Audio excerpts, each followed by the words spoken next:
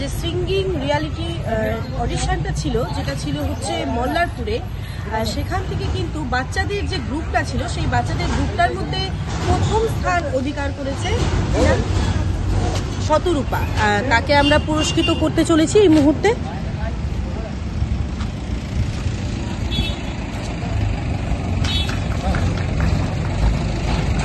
কেমন লাগছে?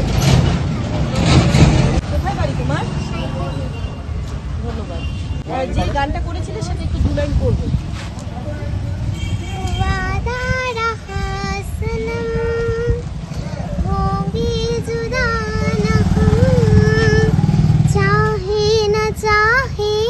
ज़माना हमारी चाहतों का मिट ना सकेगा फसाना, हमारी चाहतों का मिट ना सकेगा फसाना।